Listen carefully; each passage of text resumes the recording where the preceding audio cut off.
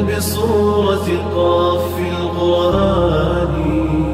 خالق کا پیغام، انسان کے نام، پرانی مضامین کا خلاصہ، روزانہ ایک پارہ، محترم پروفیسر ڈاکٹر محمد الیاس فیصل کے ساتھ۔ بسم اللہ الرحمن الرحیم۔ آج ہماری گفتگو کا عنوان ہے کہ بسم اللہ الرحمن الرحیم کہاں کہاں پڑھنا چاہیے۔ اللہ تعالیٰ اس کائنات کا خالق و مالک ہے۔ ہمیں چاہیے کہ ہم ہر کام اللہ رب العزت کی رضا کے لیے کریں اور اللہ اور اللہ کے رسول کے بتائے ہوئے طریقے کے مطابق کریں۔ بسم اللہ پڑھ کر کسی کام کا آغاز کرنا اس عہد کی تجدید ہے کہ اے اللہ، ہم نے جو کلمہ پڑھا ہے لا الہ الا اللہ محمد الرسول اللہ، ہم بسم اللہ پڑھ کر اس عہد کی تجدید کرتے ہیں کہ ہم یہ کام اللہ اور اللہ کے نبی صلی اللہ علیہ وسلم کے بتائے ہوئے طریقے کے مطابق کریں گے۔ حضور صلی اللہ علیہ وسلم نے بھی ہر کام کا آغاز بسم اللہ یا بسم اللہ الرحمن الرحیم سے کرنے کی ترغیب دی ہے، اور یہ بھی ارشاد فرمایا ہے کہ جو کام بسم اللہ پڑھ کر شروع نہیں کیا جاتا وہ بے برکت ہوتا ہے۔ ہم کچھ اہم مقامات کا تذکرہ کرتے ہیں جہاں بسم اللہ الرحمن الرحیم پڑھنی چاہیے۔ تلاوت کلام پاک کے آغاز میں اور ہر سورت کے شروع میں۔ یہی وجہ ہے کہ ہم نماز میں بھی سورہ فاتحہ سے پہلے اور اعوذ باللہ من الشیطان الرجیم کے بعد بسم اللہ پڑھتے ہیں۔ اسی طرح ہر رکعت کے آغاز میں سورہ فاتحہ سے پہلے بسم اللہ الرحمن الرحیم پڑھنی چاہیے۔ دوسرا مقام، کھانے کے شروع میں بسم اللہ الرحمن الرحیم پڑھنی چاہیے، جیسے کہ سنن ابی داؤد کی حدیث نمبر 3767 میں وارد ہے۔ اور اگر کوئی شخص شروع میں بسم اللہ پڑھنا بھول جائے تو درمیان میں یہ پڑھے بسم اللہ اولہ و آخرہ۔ حضرت ام سلمہ رضی اللہ تعالی عنہ ام المؤمنین کے بیٹے جو ان کے پہلے شوہر حضرت ابو سلمہ سے تھے، ان کا نام عمر تھا۔ ان کا واقعہ ذکر کرنا دلچسپی سے خالی نہ ہوگا۔ وہ فرماتے ہیں کہ میں ایک دفعہ حضور صلی اللہ علیہ وسلم کی مبارک مجلس میں کھانا کھانے لگا تو پلیٹ میں رکھے ہوئے کھانے کو اس انداز سے کھا رہا تھا کہ نہ تو شروع میں بسم اللہ پڑھی اور کبھی لقمہ کسی جگہ سے اٹھاتا کبھی کسی جگہ سے۔ اس پر آپ صلی اللہ علیہ وسلم نے ارشاد فرمایا یا غلام سم اللہ وکل بیمینک وکل مما یلیک، اے بیٹے بسم اللہ پڑھ کر کھانا شروع کرو، کھانا اپنے سامنے سے کھاؤ اور کھانا دائیں ہاتھ سے کھاؤ۔ صاحبزادہ عمر کہتے ہیں کہ اس ارشاد کے بعد میں ساری زندگی اسی طرح کھانا کھاتا رہا جس طرح نبی اکرم صلی اللہ علیہ وسلم نے بتایا تھا، یعنی کھانے کا آغاز بسم اللہ سے کرتا، دائیں ہاتھ سے کھاتا اور اپنے سامنے سے کھاتا۔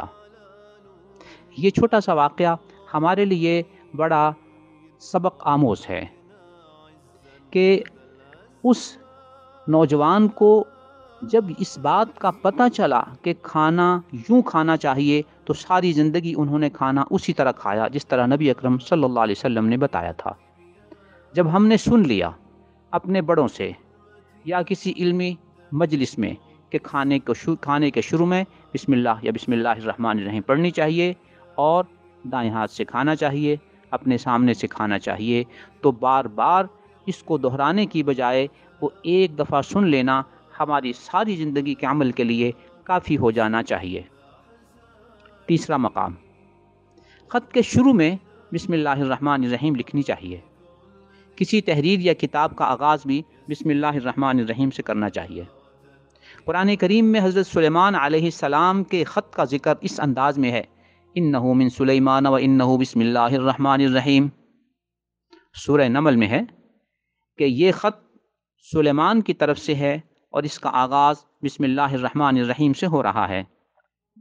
آج کل ہم کسی بھی خط کے آغاز میں بسم اللہ الرحمن الرحیم لکھنے کی بجائے 786 کا عدد لکھ دیتے ہیں۔ یہ بسم اللہ کا قائم مقام نہیں ہے اور اس کے لکھنے سے وہ ثواب اور وہ برکت حاصل نہیں ہوگی جو بسم اللہ الرحمن الرحیم پڑھنے سے حاصل ہوتی ہے۔ بخاری حدیث نمبر 2941 میں خط کے شروع میں بسم اللہ لکھنے کا تذکرہ موجود ہے۔ عموماً ہم اپنی تحریروں اور خط کے شروع میں بسم اللہ الرحمن الرحیم اس لیے نہیں لکھ پاتے کہ اس کا احترام ضروری ہو جائے گا، اور جس کو ہم بھیج رہے ہیں شاید وہ اس کا احترام نہ کر پائے۔ تو ایسی صورت میں اس تحریر کو لکھنے سے پہلے کم از کم زبانی طور پر بسم اللہ الرحمن الرحیم پڑھ لیا جائے اور پھر اس تحریر کا آغاز کیا جائے۔ چوتھا مقام، وضو کرنے سے قبل بسم اللہ الرحمن الرحیم پڑھنی چاہیے، جیسا کہ سنن نسائی حدیث نمبر 78 میں موجود ہے۔ پانچواں مقام، سواری پر قدم رکھتے ہوئے بسم اللہ کہنا چاہیے، اور آن حضور صلی اللہ علیہ وسلم بھی ایسا ہی عمل فرمایا کرتے تھے۔ سنن ابی داؤد کی حدیث نمبر 2602 میں یہ مضمون وارد ہے۔ عام طور پر جتنی دعائیں منقول ہیں ان میں سے اکثر کے شروع میں بسم اللہ کا جملہ مذکور ہے۔ ان میں سے چند مقامات کا ہم ذکر کرتے ہیں جن دعاؤں کے شروع میں بسم اللہ کا لفظ موجود ہے۔ جانور ذبح کرتے ہوئے بسم اللہ کہنا یا بسم اللہ واللہ اکبر کہنا۔ نمبر 2، مسجد میں داخل ہوتے اور نکلتے وقت کی جو دعا ہے اس کے شروع میں بھی بسم اللہ کا جملہ موجود ہے۔ نمبر 3، گھر میں داخل ہوتے ہوئے اور گھر سے نکلتے ہوئے جو دعا منقول ہے اس کے شروع میں بھی بسم اللہ کا لفظ موجود ہے۔ سوتے وقت کی دعا میں بھی بسم اللہ کا لفظ وارد ہے۔ بازار میں داخل ہوتے وقت کی دعا میں بھی بسم اللہ کا پڑھنا مذکور ہے۔ نمبر 6، حجر اسود کو براہ راست بوسہ دیتے وقت یا اشارہ کر کے استلام کرتے وقت بھی بسم اللہ کا لفظ وارد ہے۔ نمبر 7، میت کو قبر میں رکھتے وقت بھی بسم اللہ کہنا وارد ہے، اور یوں پڑھا جاتا ہے بسم اللہ وعلی ملت رسول اللہ یا بسم اللہ وعلی سنت رسول اللہ۔ ان دعاؤں کا ذکر انشاءاللہ ہم آئندہ مجالس میں تفصیل سے کریں گے۔ آخر میں ایک واقعہ جو ہماری معاشرتی تہذیبی زندگی سے تعلق رکھتا ہے وہ ذکر کرنا مناسب ہوگا کہ ہماری اسلامی تہذیب میں اور اس اسلامی کلچر میں جو ہم نے اپنے بڑوں سے سیکھا ہے اس کے پس منظر میں بڑے ہی قیمتی راز موجود ہیں۔ آپ نے دیکھا ہوگا کہ جب بھی کوئی شخص پھسل جاتا ہے یا اس کو چوٹ لگتی ہے تو ہمارے بزرگ کہتے تھے بسم اللہ بسم اللہ۔ یہ لفظ ہم نے بھی سنا اور آپ بھی سنتے ہیں۔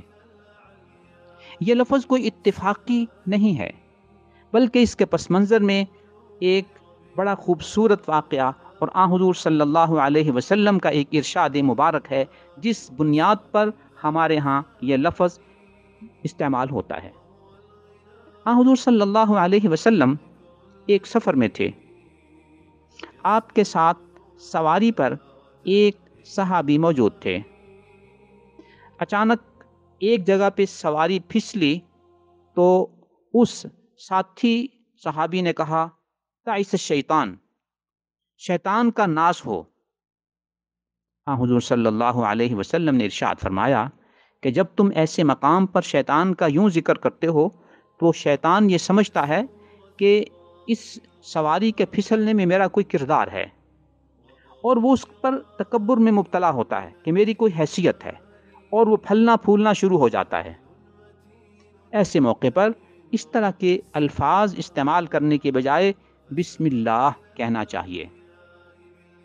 تو یوں گویا ہمارے ہاں اگر کسی کو پھسلن ہو جائے یا گزرتے ہوئے ہلکی پھلکی چوٹ لگ جائے تو فوراً ہمارے بڑے یا ہم بھی کہتے ہیں بسم اللہ۔ تو اس بسم اللہ کے لفظ کا یہ پس منظر ہے۔ جو آج کی گفتگو سے یہ بات واضح ہوئی کہ ہمیں اپنے ہر کام کے آغاز میں بسم اللہ الرحمن الرحیم پڑھنی چاہیے، اور کم از کم بسم اللہ پڑھ لینی چاہیے۔